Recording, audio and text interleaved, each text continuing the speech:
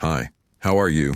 This is me, your storyteller for sleepless nights, ready to immerse myself in another monotonous story from the Boring Story for Sleep series.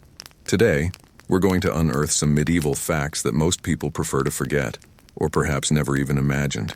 Before you begin, turn off the lights, snuggle up on your soft pillow, and leave the modern world at your doorstep. Forget about your smartphone, high-speed internet, and running water for a moment. If you like what you hear, like and subscribe, but only if you want to. No pressure, of course. In the comments, tell us where you are listening from and what time it is. It's always interesting to know who shares this sleepy journey with me, and in which time zone the historical boredom spreads.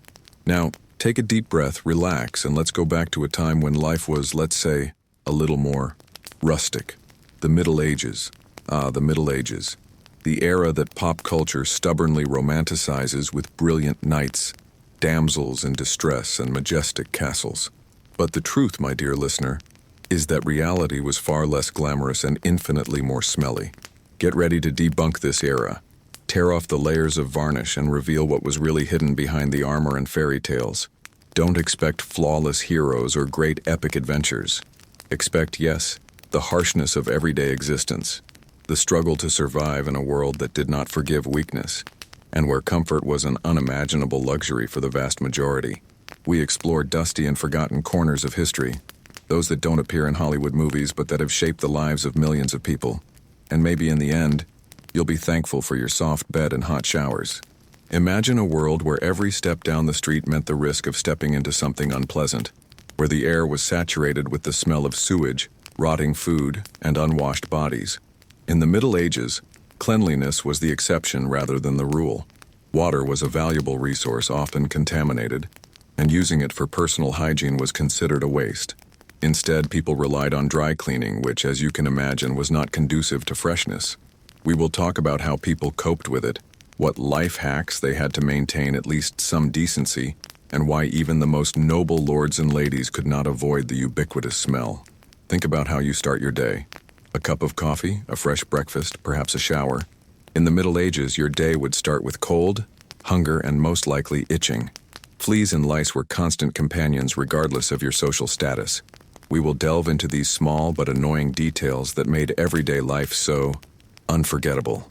And as you listen, you may begin to appreciate even the most mundane aspects of your modern life that we so often take for granted. After all, even the simple ability to wash one's hands with soap would have been a miracle for a medieval person. So relax, close your eyes, and let me lull you into a world where cleanliness was a myth and comfort was a pipe dream. Now that we're a little in the atmosphere, let's talk about something that might make you scratch. We will talk about hygiene, or, more precisely, its almost complete absence in the Middle Ages. Forget about daily showers, fresh towels, and the smell of lavender. In those days, if you took a bath once a year, you were already considered clean. And even then, this bathtub was most likely shared. The water in it was used many times, and by the end of the day it turned into a muddy, greasy slurry, in which the remnants of dirt from all previous bathers were floating. Imagine this aroma and this freshness. It is not surprising that perfumery, although primitive, began to develop. It was necessary to somehow mask the ubiquitous stench. What about soap? Yes, it existed, but it was expensive and not always available. Ash or sand were often used instead, which of course did not contribute to the tenderness of the skin. And here we come to one of the most forgotten and perhaps the most repulsive facts, the use of urine. Yes, you heard right. Urine, especially old fermented containing ammonia, was considered an excellent cleaning agent. It was used to wash clothes, to bleach fabrics, and sometimes, imagine, even to wash.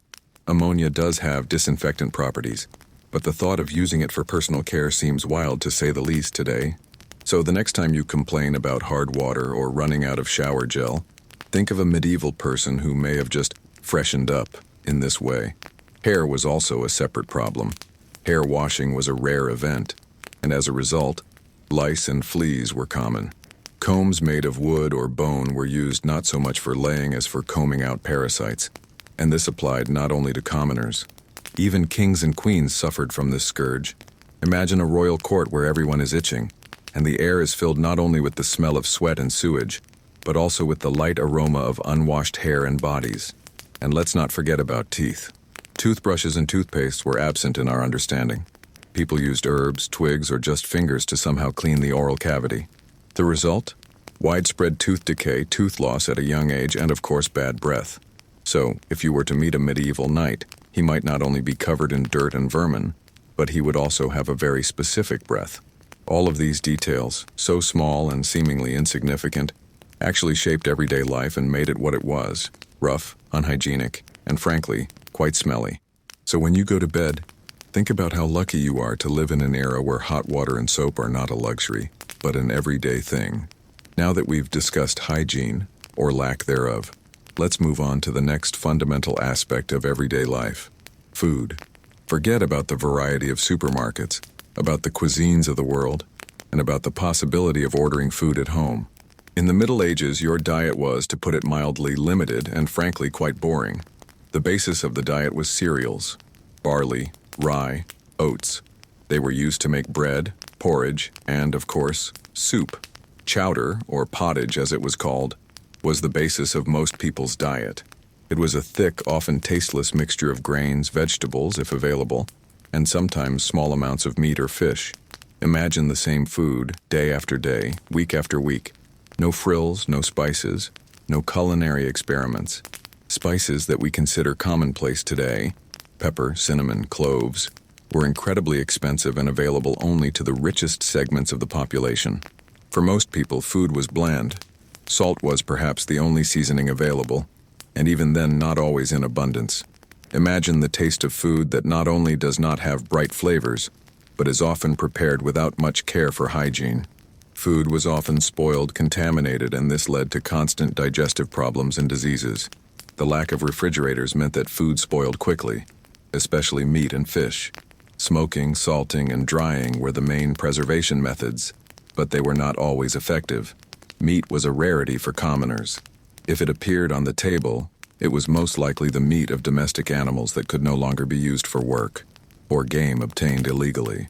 Vegetables and fruits were seasonal, and their variety was small.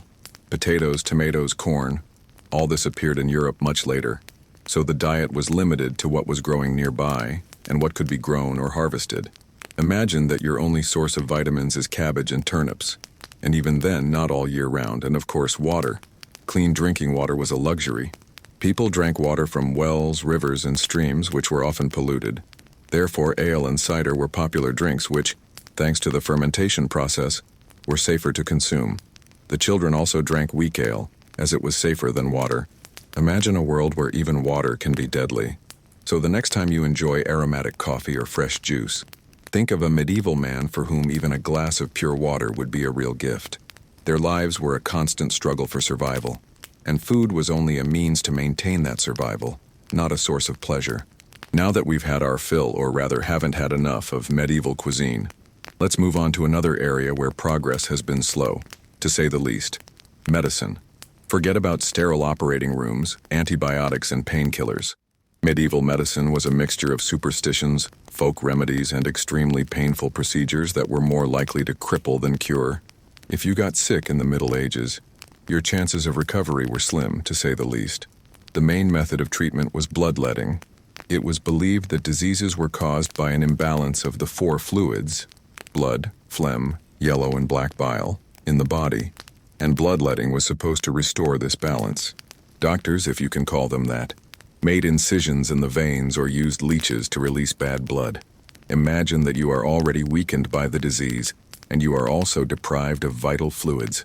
It is not surprising that many patients died not from the disease itself, but from such a treatment. Anesthesia did not exist. If you needed to have a limb amputated, for example, because of gangrene, you were simply given a stick to bite or tie tightly. Surgeries were performed in unsanitary conditions, with no understanding of germs and infections. The tools were dirty, and so were the doctor's hands. After surgery, wounds were often sutured with coarse threads, and infection was almost guaranteed. Many died of sepsis. Imagine the pain these people felt and the despair they felt when they realized that their cure could be worse than the disease itself. Toothache. The only solution was to remove the tooth, often without any tools other than rough forceps, and of course without anesthesia. Fractures. They tried to set them, but often this led to deformity of the limb and disability for life. Herbs and infusions were used, but their effectiveness was questionable, and sometimes they were completely poisonous. Plague, smallpox, dysentery, these diseases mowed down the population of entire cities. Doctors were powerless before them. They did not understand the causes of disease, did not know about hygiene, and did not have effective medicines. Their knowledge was based on ancient texts and observations that were often erroneous. So the next time you take a headache pill or get a shot, think about how lucky you are to live in an age where medicine can truly save lives, not just prolong suffering. Sleep soundly knowing that if you get sick, you have a much better chance of recovery than any medieval person. So we talked about personal hygiene and medicine, which were, to put it mildly, far from ideal. Now let's move to a medieval city. Forget about wide avenues, clean sidewalks, and pleasant aromas from bakeries. Medieval cities were essentially huge, smelly cesspools where every step was a test of your senses. Imagine narrow, crooked streets paved with uneven stones, and most often just dirt. In the middle of these streets flowed open gutters where all the sewage poured in, the waste of human and animal activity, slop from houses, waste from craftsmen, butchers, dyers, tanners. It all mixed into a fetid river that slowly flowed down the center of the street, attracting rats, insects, and spreading disease. You had to constantly look down at your feet to avoid stepping into something unpleasant, and try not to breathe too deeply. Smells were ubiquitous and all-pervasive. The smell of rotting garbage, which was thrown directly from the windows of houses into the street, mixed with the smell of sewage, the sweat of unwashed bodies, smoke from hearths, and the smell of animals. Cities were crowded with people and cattle. Pigs, chickens, cows often roamed the streets. Their excrement added to the overall aromatic palette. The tanneries, where animal skins were processed, emitted a particularly acrid and disgusting smell, which, as they say, could be felt for several kilometers. The water supply was primitive. People took water from wells or rivers which, you guessed it, were often polluted by the same runoff. This led to constant outbreaks of dysentery, cholera, and other waterborne infections. Drinking water was not only scarce, but also a potential source of death. Noise was another constant companion. The ringing of bells, the shouts of merchants, the barking of dogs, the squealing of pigs, the clatter of craftsmen's hammers, all this merged into a continuous hum. At night, when most people were asleep, the streets did not become quieter. Rats and other nocturnal animals continued their activities, and rare passers-by could become victims of robbers. So the next time you walk through a clean, well-groomed city, enjoying the fresh air and the absence of unpleasant odors, remember a medieval city dweller. For him, walking down the street was not only a risk to his health, but also a real test for all his senses. And maybe you'll sleep better knowing that your city smells like flowers, not waste. We have already touched on the topic of diseases a little, but let's delve into it because it was central to the life of every medieval person. Forget about longevity, retirement age, and plans for old age. In the Middle Ages, life wasn't just short, it was incredibly fragile and constantly threatened. The average life expectancy rarely exceeded 30-35 years, and this is taking into account the high infant mortality. If you lived to be 40, you were already considered a centenarian. The reasons for such a short life were numerous and ruthless. Firstly, these are constant epidemics. The plague, or Black Death, as it was called, decimated entire continents, wiping out up to half of Europe's population. Imagine a world where you wake up every day with the thought that today or tomorrow you may contract a deadly disease from which there is no escape. People saw their neighbors, friends, families die, and they couldn't do anything. Fear was omnipresent, and despair was a constant companion. But the plague wasn't the only problem. Smallpox, typhus, dysentery, tuberculosis. These diseases were endemic and constantly present in people's lives. Lack of hygiene, which we have already talked about, contaminated water, poor and unbalanced nutrition. All this weakened the immune system and made people easy prey for any infection. Children were particularly vulnerable. Infant mortality was shockingly high. Up to half of the children did not live to the age of 5. Imagine the grief of parents who knew that every child they gave birth to might not survive infancy. Medicine, as we already know, was powerless. Doctors did not understand the causes of diseases, did not know about microbes, and did not have effective medicines. They could only watch people die and offer primitive and sometimes harmful treatments. Illnesses were often perceived as God's punishment for sins, which added to the physical suffering the psychological burden of guilt and fear. Even if you avoided epidemics, other dangers awaited you. Accidents at work, injuries sustained in fights or wars, childbirth for women, all this could cause death.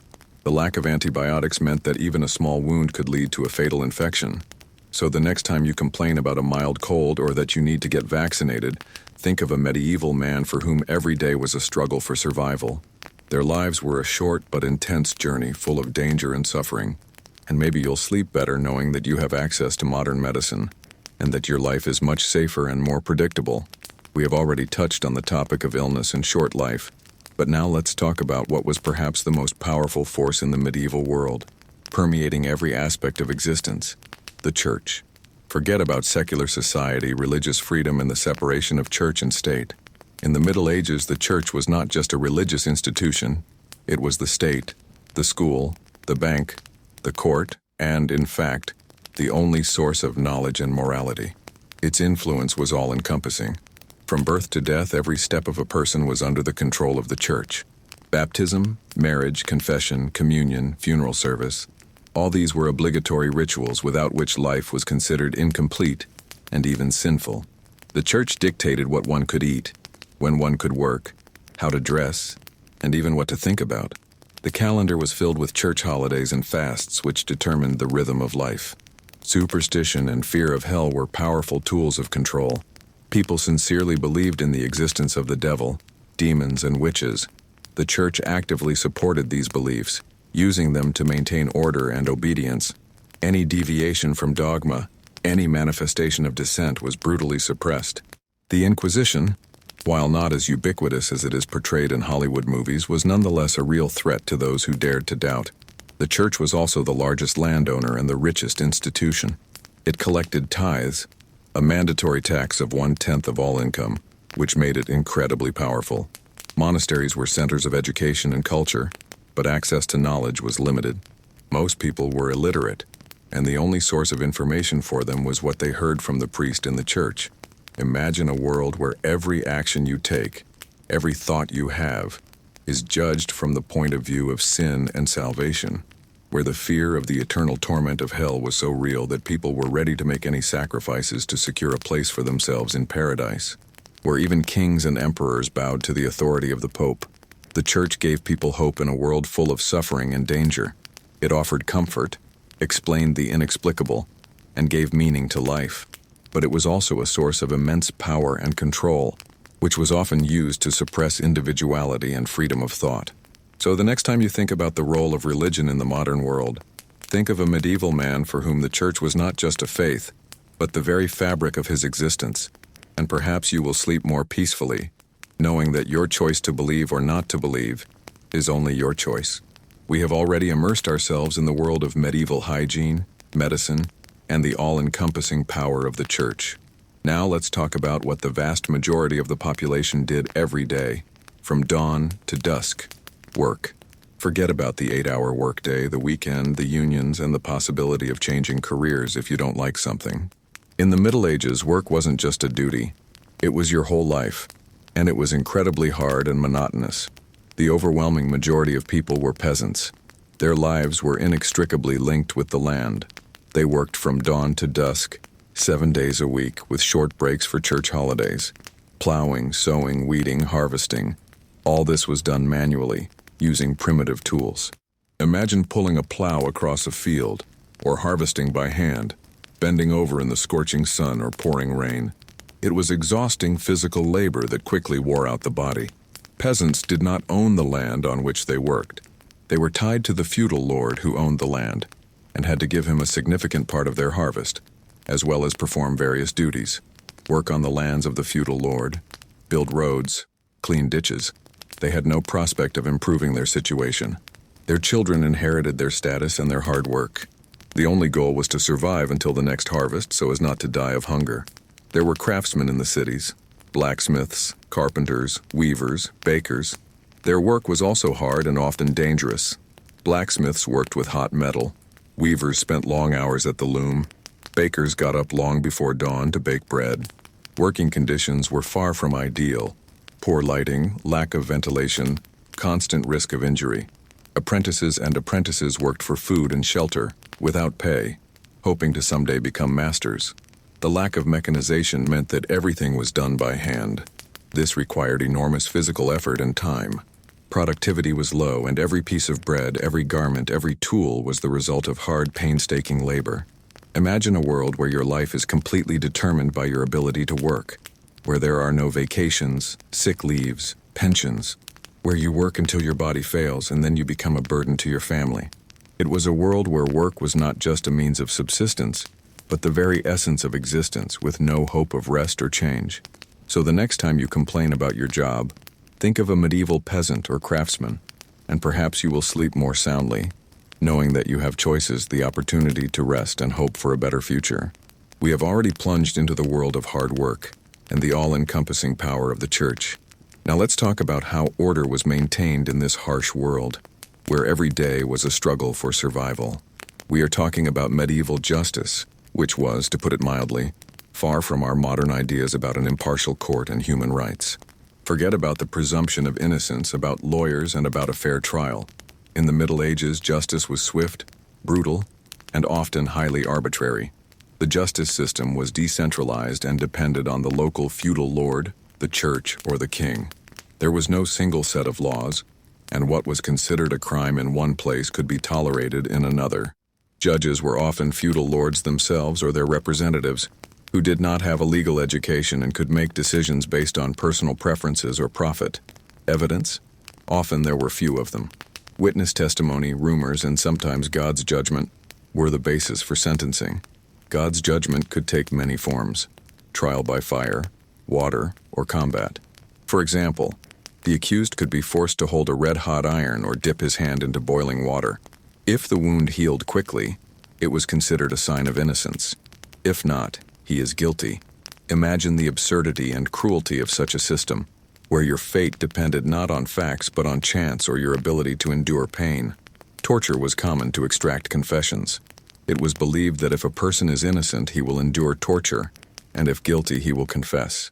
The methods were varied and terrible: the rack, the Spanish boot, the Iron Maiden, and many others. The goal was not to find the truth, but to obtain a confession, which was often the only proof of guilt. Punishments were public and cruel, designed to serve as intimidation. Theft was punished by cutting off the hand, slander by cutting off the tongue. For more serious crimes, such as murder or treason, the death penalty was imposed. The methods of execution were varied: hanging, beheading, burning at the stake, especially for heretics and witches. These public executions drew crowds of onlookers who came to see the spectacle. Prisons existed, but they were not places of confinement for correction, but rather places of waiting for sentencing or ransom. The conditions in the prisons were appalling: dirt, hunger, disease, lack of light, and fresh air. Many did not live to see the trial. So the next time you complain about the slowness of the modern judicial system, or that you have to wait for a court decision, think of a medieval man for whom justice was a lottery, where his life or limbs were at stake. And maybe you'll sleep more soundly, knowing that you have rights and that your innocence won't depend on how quickly your hand heals after boiling water. We've already covered the dark aspects of medieval life: filth, disease, hard work, and brutal justice. Now let's talk about how people had fun in this harsh world. Forget cinemas, concerts, video games, and even books for the majority of the population. Medieval entertainment was, to say the least, simple, often violent, and very far removed from our modern notions of leisure. For most people, especially peasants, entertainment was closely associated with church holidays and fairs. These days were a rare opportunity to take a break from exhausting work. At fairs, you could see wandering artists, jugglers, musicians. But even here, the entertainment was often rude. Fistfights, cockfights, bear baiting, all this was commonplace. Cruelty to animals and to each other was not considered something out of the ordinary. One of the most popular entertainments was public executions. We have already mentioned them in the context of justice, but for many it was a real sight. Crowds of people gathered to watch a thief hanged or a heretic burned. It was not only a demonstration of power, but also a form of leisure that evoked strong emotions: fear, excitement, and sometimes satisfaction. Imagine that you are going to be executed, as you are going to the cinema today. For the nobility, entertainment was more sophisticated but no less cruel. Knightly tournaments, although romanticized in legends, were dangerous and often ended in serious injury or death. Hunting was a popular activity, but it wasn't just a walk in the woods. It was a serious undertaking, often involving the use of dogs and falcons and, of course, killing animals. Gambling was common among all segments of the population, from peasants to the nobility. Dice cards, when they appeared, people put the last thing at stake hoping for good luck. Drinking was also a common way to spend time, especially in taverns, which were the centers of social life. Music and dance were part of the festivities, but they were much simpler than modern ones. Folk songs, simple melodies on flutes, lutes, and drums. Dances were collective, often circular, without complex movements. Storytelling and reading, for the few who could, were another way to spend time. Legends about heroes, saints, fairy tales, all this was passed from mouth to mouth. So the next time you're choosing what to watch on Netflix or what game to play on your smartphone, think of a medieval man for whom entertainment might be watching someone get hanged or playing dice for a penny. And maybe you'll sleep better knowing that your leisure time isn't tied to someone else's suffering, and that you have endless ways to distract yourself from your routine. We have already walked through the streets of the medieval city, smelled its smells, and saw its entertainment. Now let's take a look inside a medieval house. Forget about central heating, electricity, running water, and even glass windows. A medieval house was, to put it mildly, not the coziest place, especially for the majority of the population. For peasants and poor townspeople, a house was a simple hut, often one room, built of wood, clay, or stone. The floor was dirty, covered with straw, which served as both insulation and a place to sleep, and, unfortunately, a breeding ground for parasites. Windows, if there were any, were simply holes in the wall, covered with wooden shutters or oiled fabric that let in little light and did not protect at all from the cold. Glass was incredibly expensive and only available to the wealthiest. Heating was carried out by an open hearth in the middle of the room. Smoke from the hearth escaped through a hole in the roof, but most of it remained inside, filling the room with a pungent smell and causing constant coughing and lung problems. Imagine living in constant smog, where the air is always heavy and saturated with the smell of smoke. The furniture was minimal: a rough table, several benches, chests for storing things. There were no beds in our understanding. People slept on straw mattresses, often all together to keep warm. Privacy? Forget about her. The whole family, and sometimes the pets, lived in the same room. Lighting was poor. During the day, dim light from windows or doors. At night, candles made of lard or wax for the rich, or just light from the hearth. Reading or doing anything that required good eyesight was almost impossible after dark. Hygiene in the house was the same as outside. Garbage was thrown directly into the street or into a pit next to the house. There were no toilets in our understanding. People used chamber pots, the contents of which were then poured outside, or went to latrines outside. The smell in the house, especially in winter when the windows were closed, was, to put it mildly, unpleasant. Even the houses of the nobility, although larger and had more rooms, suffered from the same problems. The castles were cold, through and poorly lit. The heating by the fireplaces was inefficient and many rooms remained cold. So the next time you enjoy the warmth of your home, the light bulbs, and the opportunity to take a hot shower, think of a medieval man for whom home was more of a refuge from the weather than a place of comfort and coziness. And perhaps you will sleep more soundly, knowing that your home is your fortress, not just a cold and smoky hut. We are already comfortably settled in a medieval house, and now, let's go on a journey. Forget about high-speed trains, planes, cars, and even smooth asphalt roads. In the Middle Ages, travel was not just uncomfortable, it was incredibly dangerous, long, and exhausting. Most people have never left their village or city for more than a few kilometers. The world for them was limited to what they could see with their own eyes. If you had to go on the road, it was a serious undertaking that required careful preparation and courage. The roads were in terrible condition. Most of them were just dirt trails that turned into an impassable mess of mud in rainy weather, and dusty ruts in dry weather. Bridges were rare, and rivers often had to be forded or used in primitive ferries. Imagine walking or riding a horse on such a road, constantly at risk of getting stuck, falling, or breaking something. The movement speed was extremely slow. It was possible to walk about 20-30 kilometers a day. On horseback, a little more, but it was expensive and not affordable for everyone. Carriages were slow and shaky, and their use was limited to transporting goods. A journey from one city to another, which today takes several hours, in the Middle Ages could stretch for weeks or even months. Dangers lurked at every step. Bandits were a constant threat, especially in forests and on sparsely populated stretches of roads. Travelers often united in caravans for safety. Wild animals such as wolves were also dangerous. Disease, hunger, and thirst were constant companions. Overnight lodging had to be found in roadside taverns, which were often dirty, infested with vermin, and unsafe, or simply to sleep in the open. Navigation was primitive. Maps in our understanding did not exist. People were guided by the sun, stars, landmarks on the terrain, and by the stories of other travelers. It was very easy to get lost. Even for the nobility, travel was a test. The kings and their retinues moved slowly with a huge baggage train, and each stop required serious preparation. So the next time you complain about a flight delay or traffic jams, think of a medieval man for whom every journey was a real adventure, full of dangers and hardships. And maybe you'll sleep better knowing that the world has become much more accessible and safer, and that you can cross continents in hours, not months. Word count, 642. Continue compreendido. Vamos expandir o 13º bullet, mantendo o idioma russo e o limite de caracteres. Section 13.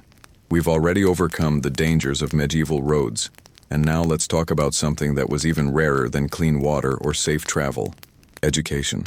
Forget about universal secondary education, libraries that are accessible to everyone, and the possibility of studying online. In the Middle Ages, education was a privilege available only to a tiny fraction of the population, and its goal was not so much personal development as service to the church or the state. The vast majority of people were illiterate. Peasants, who made up the bulk of the population, did not have any access to education. Their lives were devoted to physical labor, and they did not need to be able to read or write. Knowledge was passed down by word of mouth from generation to generation, in the form of practical skills, folk tales, and religious dogmas. Education was concentrated in monasteries and cathedrals. Monks copied books, preserving the knowledge of antiquity, but these books were available only to very few. Schools, if they existed, were tied to the church and trained future priests, monks, or officials. The curriculum was narrow and focused on Latin, theology, grammar, rhetoric, and logic. Universities began to appear in the late Middle Ages, but they were only available to the very rich and privileged. The training was long and expensive, and it trained specialists for the church, law, or medicine. Women, with few exceptions, have been completely excluded from the education system. Their role was limited to home and family, and they did not need to be able to read or write. Imagine a world where information is a luxury, and knowledge is power concentrated in the hands of a few, where most people live in ignorance, relying on what the priests or feudal lords tell them, where even simple skills like reading and writing were a sign of high status. Lack of education meant that people were more susceptible to superstition and prejudice. They could not think critically, verify information, or challenge authority. This made them more controllable and dependent on those who had knowledge. So the next time you complain about homework or a boring lecture, think of a medieval person for whom it would be a miracle to be able to just learn to read. And perhaps you will sleep more soundly, knowing that you have access to an endless sea of information, and that you can learn and evolve without being at the mercy of anyone. We have already talked about how medieval people lived, worked, and studied, or did not study. Now let's pay attention to what they wore. Forget fast fashion, clothing stores on every corner, and the ability to change outfits every day. Medieval clothing wasn't just functional, it was a status symbol, incredibly expensive and, frankly, not very hygienic. For most people, especially peasants, clothing was simple and practical. It consisted of several basic items: a tunic, pants or stockings, and a cloak. The materials were coarse: wool, linen, sometimes hemp. Cotton and silk were luxuries available only to the nobility. The garments were made by hand, often by the owners themselves or by local weavers. Imagine how much time and effort it took to make a single shirt or dress. The colors were dull as the dyes were expensive and unstable. Bright colors such as red or blue were the privilege of the rich. The clothes were worn out until they were worn out, patched and altered many times. Most people only had 1 or 2 sets of clothes for all occasions. Washing clothes was a rare event. Water was valuable, soap was expensive, and the washing process was laborious. Clothes were washed in rivers or streams, using ashes or lye. Therefore, clothes were often dirty, greasy, and of course smelled. Imagine wearing the same clothes for weeks or even months without washing. It is not surprising that fleas and lice were constant companions.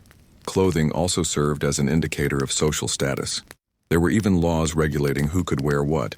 For example, commoners were forbidden to wear certain colors or materials such as silk or fur. This was done in order to clearly delineate social boundaries and prevent upstarts from imitating the nobility. For the nobility, clothing was more luxurious and sophisticated.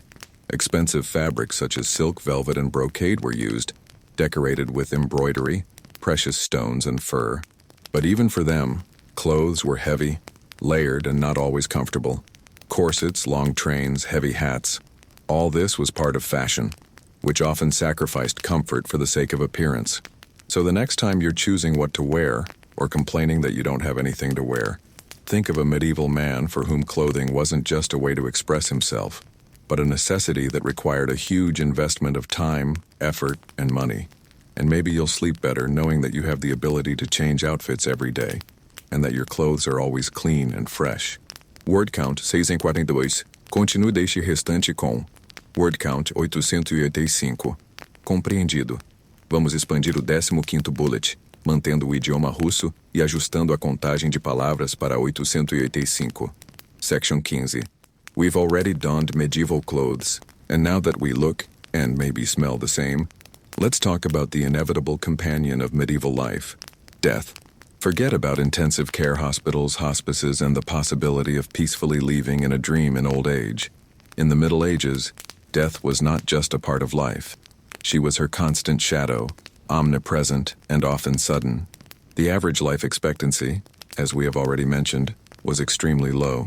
People died young from disease, hunger, accidents, wars, and childbirth. The death of a child was common, and parents often did not have time to become attached to their children, knowing that they might not live to see the next year. This created a completely different attitude to life and its value. Life was fragile, and every day could be the last. Rituals associated with death were deeply rooted in religious beliefs.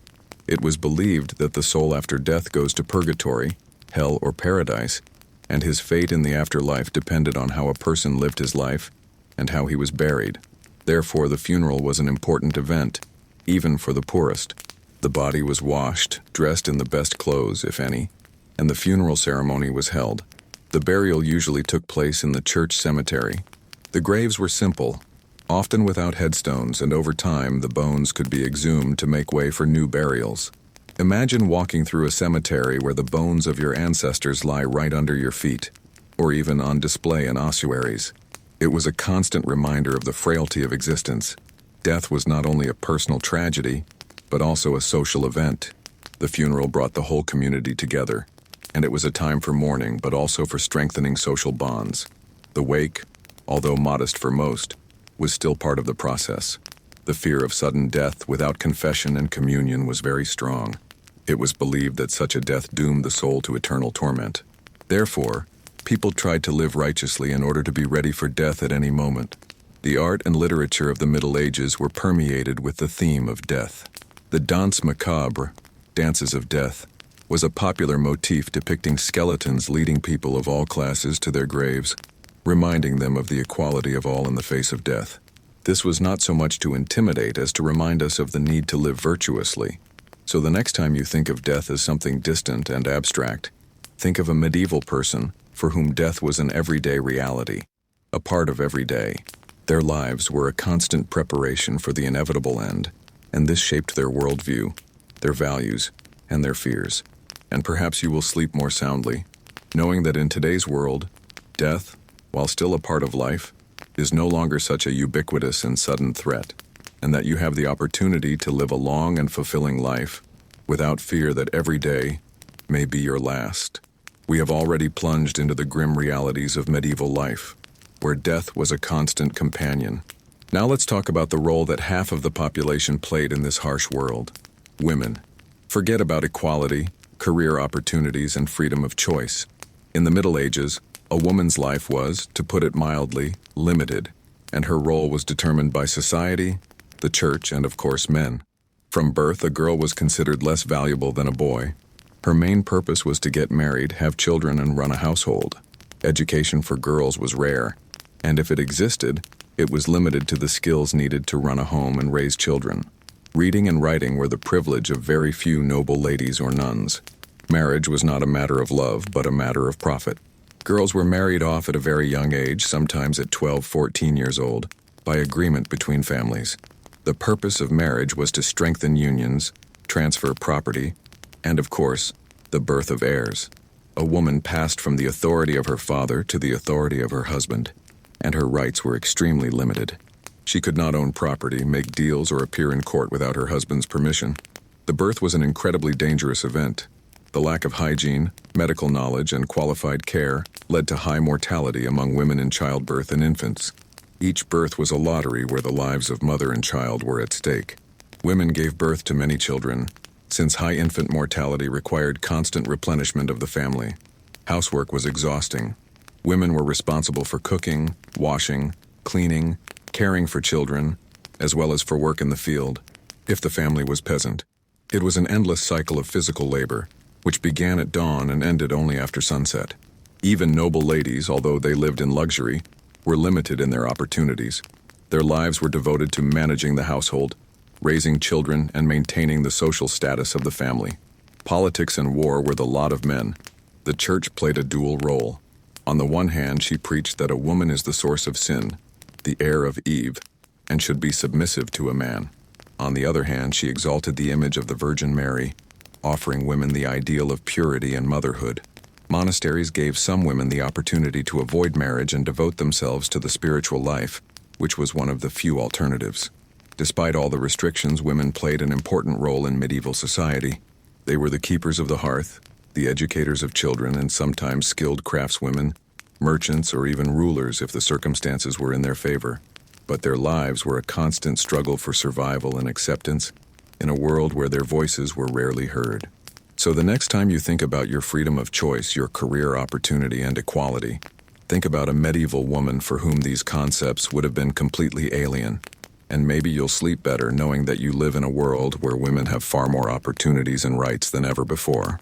We have already discussed the role of women in medieval society, but now let's move on to its smallest members, children. Forget about childhood as a period of carefree play, learning, and protection. In the Middle Ages, a child was, in fact, a small adult, and his life was full of danger, work, and early responsibility. Infant mortality was shockingly high. As we have already mentioned, up to half of the children did not live to be 5 years old. Diseases, hunger, accidents, all this mowed down babies and toddlers. Parents, although they loved their children, could not afford such emotional attachment as they do today, knowing that any child could die at any time. This led to a more pragmatic attitude towards children than to a romanticized one. As soon as the child ceased to be a baby, he began to work. In peasant families, children from an early age helped with the housework. They grazed cattle, collected firewood, carried water, and took care of younger brothers and sisters. In the cities, children worked as apprentices for artisans doing the dirtiest and hardest work.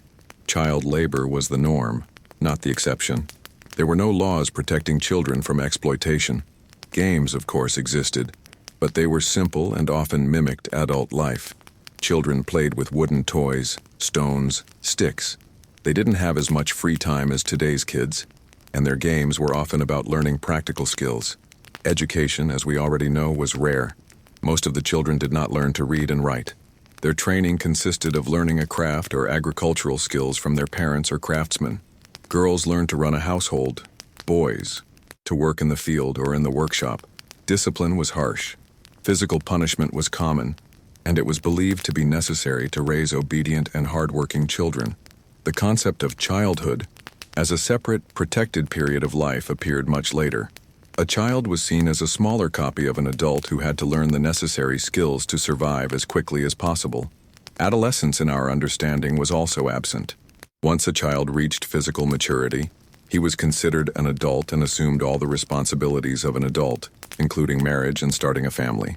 So the next time you watch children play, or complain that your child spends too much time at the computer, think of a medieval child for whom childhood was a short and harsh period full of work and danger.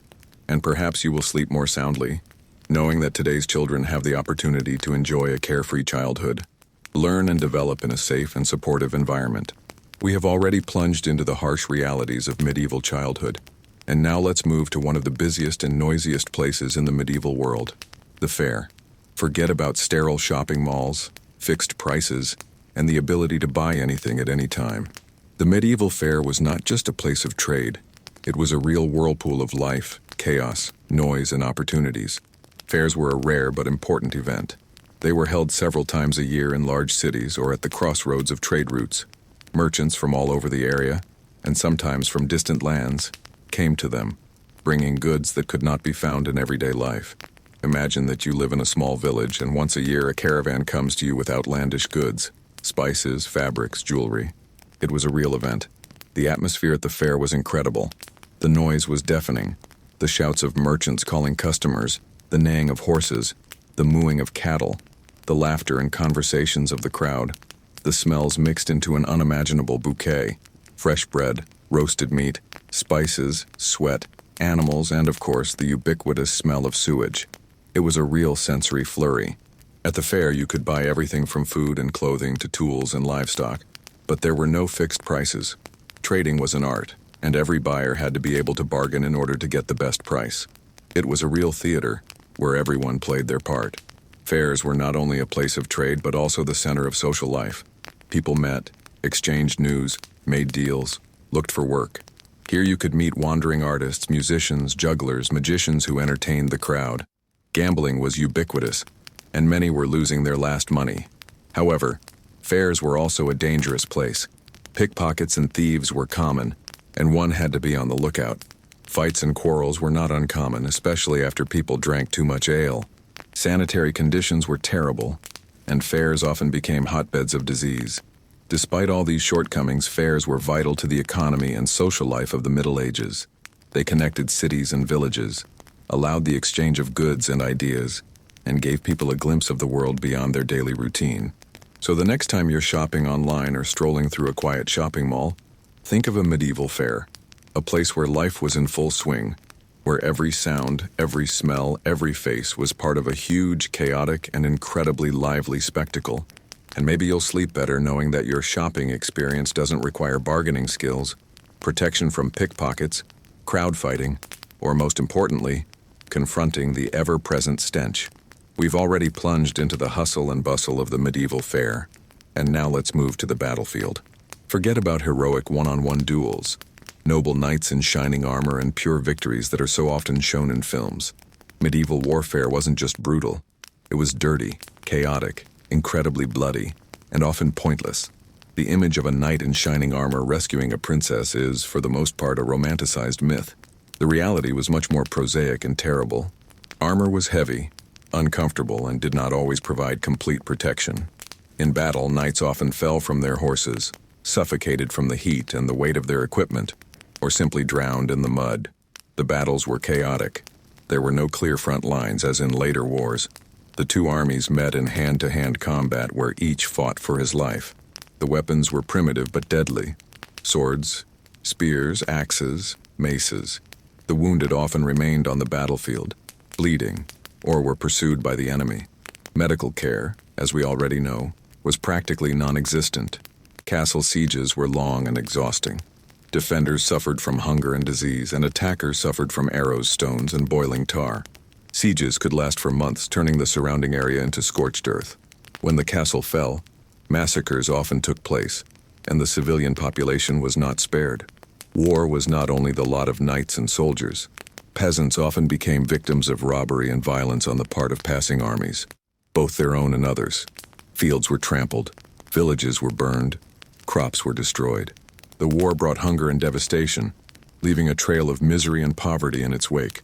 Imagine the smell of battle: blood, sweat, fear, smoke from fires. Sounds: the screams of the wounded, the clang of metal, the tramp of horses, the groans of the dying. It was a real hell on earth where survival depended on luck, strength, and cruelty. Even if you survived the battle, there were other dangers waiting for you. Captivity could mean ransom, but also torture or death. Desertion was punished severely. Soldiers often did not receive pay and had to loot to survive. So the next time you watch a movie about heroic knights and epic battles, think about the real medieval war, its filth, cruelty, and senselessness. And perhaps you will sleep more soundly knowing that you live in a world where war, while not gone, has become much more regulated, and that you will most likely never find yourself on the battlefield of a medieval battle. We've already lived through the horrors of medieval warfare, and now let's talk about how people navigated time in a world where there were no smartphones, wristwatches, or even precision mechanical watches. Forget about seconds, minutes, and even hours in our modern sense. In the Middle Ages, time was measured very differently, and it was much more fluid and less accurate. The main reference point for most people was the sun. The day began at dawn and ended at sunset. The working day of a peasant was tied to daylight hours, and its duration varied depending on the season. Imagine that your schedule depends entirely on the position of the sun in the sky. The church played a key role in measuring time. The bells of churches and monasteries rang at certain hours, marking the time of prayers and services. These bells served as a kind of public clock by which people oriented. For example, the ringing for matins, mass, vespers, all these were important timestamps. Water and hourglasses existed, but they were expensive, inaccurate, and used primarily in monasteries, ships, or for certain crafts. They required constant attention and could not provide the accuracy we were used to. Sundials were also used, but they were apparently useless in cloudy weather or at night. The concept of hour was much more vague. Hours could be temporary, that is, their duration changed depending on the season. For example, the summer hour was longer than the winter hour. This was due to the fact that the day was divided into 12 hours of light and 12 hours of darkness, regardless of the total length of the day. People lived according to the rhythm of nature and church rituals. Sowing, harvesting, holidays, fasting, all this determined their time frames. There was no need for precise planning of meetings or events. If you agreed to meet after Mass, this was a fairly accurate indication. Imagine a world where you can't just look at the clock to find out the exact time, where you rely on your inner feelings, on the position of the sun, on the ringing of bells. This created a completely different attitude to time, more relaxed, less focused on efficiency and punctuality. So the next time you check the time on your smartphone or complain about being 5 minutes late, think of a medieval person for whom the concept of being late would be, to say the least, quite relative. And maybe you'll sleep better knowing that you live in a world where time is measured with incredible precision and that you can plan your life to the second. We've already discussed how medieval people measured time, but now let's move to the table of the nobility. Forget about diets, healthy eating, and a balanced diet. The diet of the aristocracy in the Middle Ages was, to put it mildly, excessive, often unbalanced, and paradoxically, led to their own health problems, different from those of the commoners. If the peasants suffered from a lack of food and monotony, then the nobility suffered from its excess and lack of variety in another sense. Meat was the basis of their diet. Game, livestock, poultry. They feasted often, and the tables were full of fried carcasses, pâtés, and pies. Vegetables and fruits, although available, were often ignored or consumed in smaller quantities than meat. The spices we talked about earlier were in abundance, and they were used not only to add flavor, but also to mask the smell of spoiled meat. Imagine a feast where dozens of dishes are served, where wine flows like a river, and the food is so plentiful that it simply cannot be eaten. It wasn't just saturation, it was a demonstration of wealth and status. The more food, the higher the status. However, such a diet led to health problems. Gout, the disease of kings, was common due to excessive consumption of meat and alcohol. Obesity, cardiovascular diseases, digestive problems, all this was the lot of the nobility. The lack of fresh vegetables and fruits, especially in winter, led to vitamin deficiencies, which in turn weakened the immune system. Sugar, when it became available, was another luxury that was added to dishes in huge quantities. This led to tooth decay and other dental problems, which, as we already know, were not treated. The nobility drank mainly wine and ale, often in large quantities. Water, even if it was clean, was considered a drink for commoners. Alcohol, in addition to intoxication, also served as a source of calories and helped to warm up in cold castles. Cooking for the nobility was a difficult art.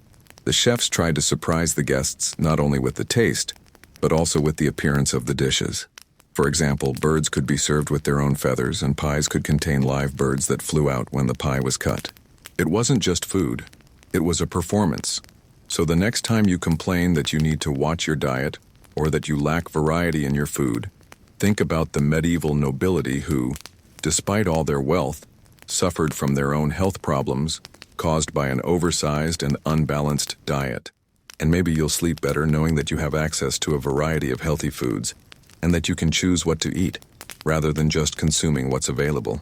Their lives, while seemingly luxurious and carefree, were in fact riddled with their own ailments and limitations.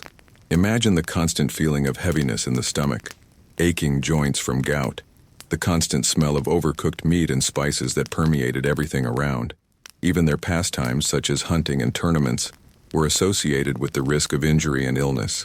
They lived in huge but cold and through castles where heating was inefficient and hygiene left much to be desired. Their clothes, though luxurious, were heavy and uncomfortable, and washing them was a rare event. Even their social position, which gave them power and privileges, imposed its limitations on them. They were bound by complex rules of etiquette, political intrigue, and the constant threat of conspiracies or wars. Their marriages were political alliances, not love unions, and they were often forced to live with people they disliked in order to maintain status and wealth. So the next time you think of the golden age of aristocracy, remember that even the richest and most powerful people of the Middle Ages had their own problems, which seem wild and ridiculous to us today. Their luxury was often fraught with discomfort, their power with constant threat, and their feasts with disease. And perhaps you will sleep more soundly, knowing that even the most ordinary person in the modern world lives in conditions that would be an unthinkable luxury for a medieval king. We have already looked at the tables of the nobility and saw that even abundance had its price. Now let's talk about those who shared their daily lives with humans but were not human. Animals. Forget about pets, veterinary clinics, and zoos. In the Middle Ages, animals were not just part of an ecosystem. They were tools, sources of food, clothing, and sometimes dangerous neighbors. Horses were irreplaceable. They were used for plowing, transporting goods, as transport, and of course, in war. Without horses, medieval society could not function. But the life of the horse was hard and short. They worked themselves to exhaustion, were often malnourished, and suffered from disease and injury. Imagine that your life depends entirely on the strength and endurance of an animal that you cannot treat if it gets sick. Cattle, cows, and bulls provided milk, meat, hides, and were used for plowing. Sheep provided wool for clothing and meat. Pigs were a valuable source of meat, as they were unpretentious in food and grew quickly. Chickens and geese gave eggs and meat. All of these animals lived close to humans, often in the same rooms, which, as you can imagine, was not conducive to hygiene. Dogs were used for hunting, guarding, and grazing livestock. They were not so much companions as working animals. Cats were prized for catching mice and rats, which were a constant problem in medieval homes and towns. However, the attitude towards cats was ambivalent. In some regions, they were considered helpers of the devil, especially black cats. Wild animals such as wolves, bears, and wild boars posed a real threat to livestock and even humans, especially in forested areas. Hunting them was not only entertainment for the nobility, but also a necessity for the protection of settlements. Animals were an integral part of the medieval economy and daily life. Their excrement was used as fertilizer, their bones for making tools, and their fat for candles and soap. Not a single part of the animal was wasted. However, the attitude towards animals was purely utilitarian. They were not perceived as beings with rights or feelings. Cruelty to animals was common and did not cause condemnation. Animal fights such as cockfights or bear baiting were popular entertainments. Imagine a world where animals are not just cute creatures, but vital resources on which you depend for your survival, where every day you interact with them, not as pets, but as work tools or food sources. It was a completely different attitude from what we are used to today.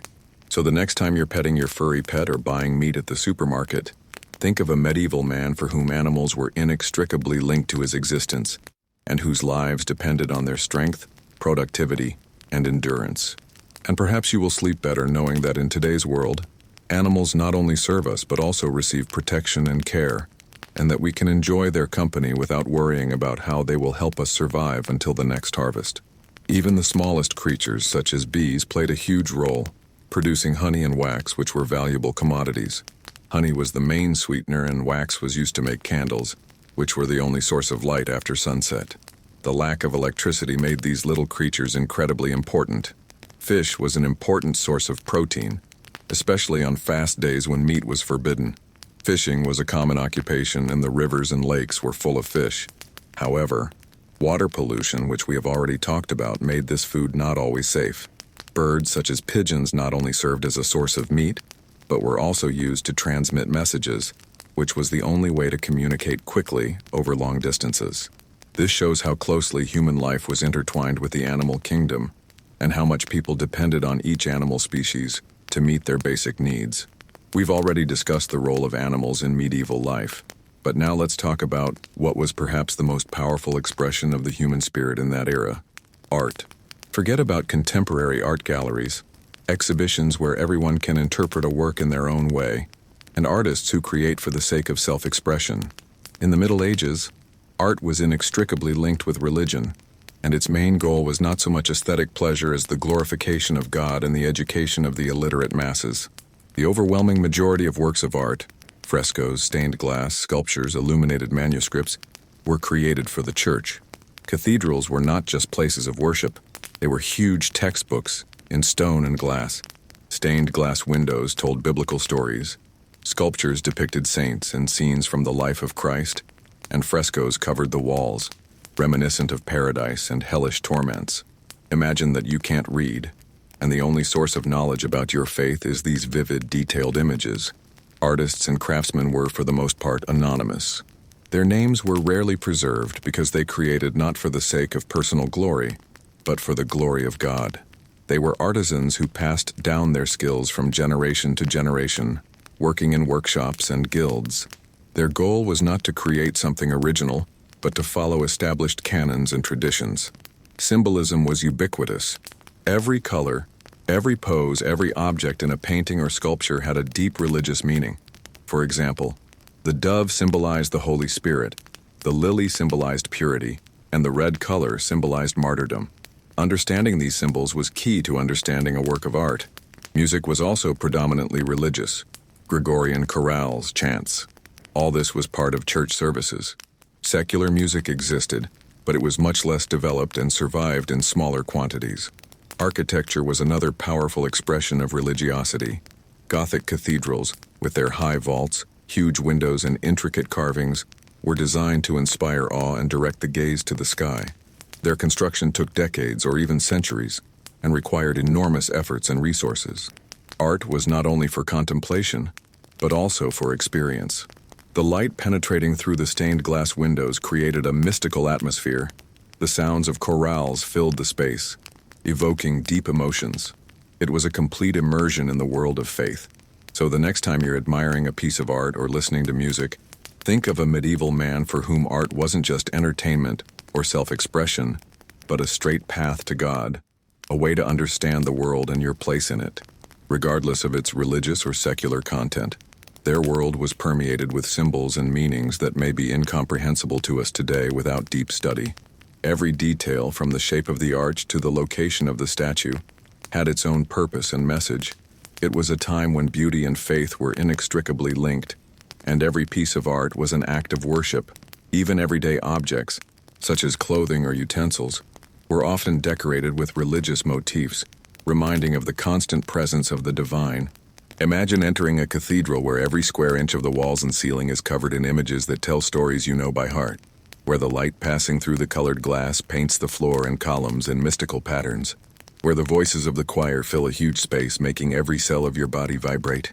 It wasn't just going to church, it was an immersion in a sacred space, where the boundaries between the earthly and the heavenly were erased. Art also served to perpetuate memory. The tombs of nobles and saints were decorated with sculptures and carvings to remind of their piety and merit. It was a way to secure a place in history and in the memory of descendants. Even outside the church, art played a role, chivalric romances, heroic songs. All this was an art form that glorified valor, honor, and love. These works, although secular, often contained moral and religious lessons. We have already admired medieval art, which was inextricably linked with faith. Now let's take a step back and look at the Middle Ages as a whole, trying to understand what has come down to us from that era and how it continues to influence our lives, beyond the romanticized images of knights and castles. Forget that history is just a collection of dates and names. History is a living organism that constantly shapes our present, and the Middle Ages left a much deeper mark than we can imagine. First of all, these are cities. Many of the European cities we know today were founded or developed significantly in the Middle Ages. Their layout, narrow streets, central squares, all this is the legacy of that era. Even the names of streets and districts are often reminiscent of medieval crafts or events. Imagine that you are walking through the historical center of Prague or Rome, and every stone, every building keeps echoes of the Middle Ages. Secondly, these are universities. The first universities, such as Bologna, Paris, Oxford, and Cambridge, arose in the Middle Ages. They laid the foundations of the modern higher education system, with faculties, degrees, and academic traditions. Even such concepts as bachelor and master came to us from medieval universities. Thirdly, it is the legal system. Many principles of modern law, such as case law, trial by jury, the concept of habeas corpus, have their roots in medieval England. The development of parliamentarism and representative democracy also began in this era, when kings were forced to share power with barons and burghers. Fourthly, these are languages. Modern European languages, English, French, German, Italian, Spanish, were formed in the Middle Ages. Many of the words and expressions we use today have medieval origins. Even our writing, the Latin alphabet, was inherited and developed during this era. Fifth, it is technology. Although the Middle Ages are often associated with stagnation, it was during this era that important inventions were made, such as windmills, spectacles, mechanical clocks, albeit inaccurate, and printing, albeit at the end of the period. These inventions laid the groundwork for future technological revolutions. Sixth, it is the concept of the nation-state. Although the process was long and complex, it was in the Middle Ages that modern nation-states began to take shape, with their borders, languages, and cultural identities. Even our daily habits and traditions often have medieval roots. For example, the custom of shaking hands to show that there are no weapons, or the tradition of giving rings at an engagement. So the next time you think of the Middle Ages as something distant and irrelevant, remember that this era has left a deep and indelible mark on our civilization. We live in a world that was shaped by medieval ideas, institutions, and inventions. And perhaps you will sleep more soundly, knowing that the past is not so far away, and that we are part of the continuous history of humanity. Their struggle for survival, their faith, their ingenuity, all contributed to what we have today. The Middle Ages were not just a dark spot between antiquity and the Renaissance. It was a period of intensive development, the formation of new ideas and institutions that became the foundation for the modern world. Without the Middle Ages, there would have been no Renaissance, no Reformation, no Enlightenment, and ultimately no modern civilization. Even such seemingly trifles as forks and spoons, which became widely used in Europe in the Middle Ages, changed everyday life, or the development of banking and trading companies, which laid the foundations of the modern economy. We have already traced how the Middle Ages left its indelible mark on our modern world. Now that we've come to the end of our journey through forgotten medieval facts, let's take one last deep breath and return to our cozy present. Forget the smell of sewage, the fear of the plague, hard work, and cruel justice. All of that is in the past, and you may feel a little relieved knowing that you don't have to live in those conditions. We started by saying that the Middle Ages are often romanticized, but the reality was much harsher. We saw that life was short, dirty, dangerous, and full of hardships.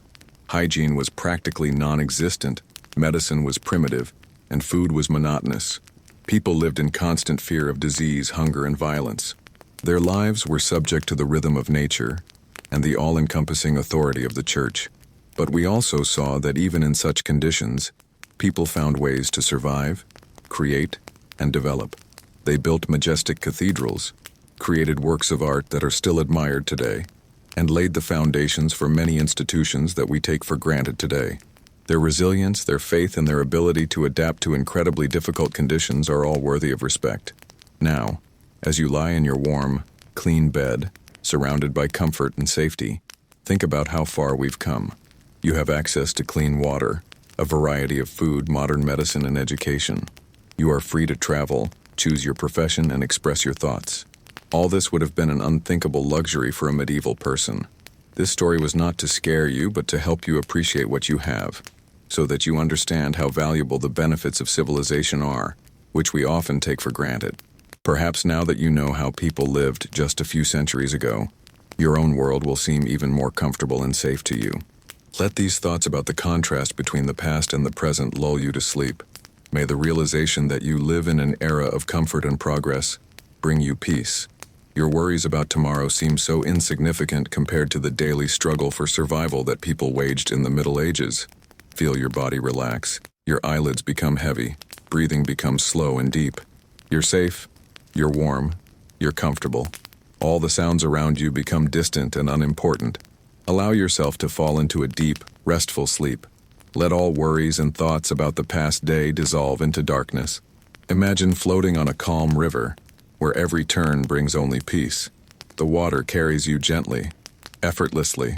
You feel a slight rocking sensation that lulls you to sleep. There is silence around. Only a light whisper of the wind in the foliage of the trees on the shore. You are completely relaxed. Your body becomes heavier, sinking into the softness of the mattress.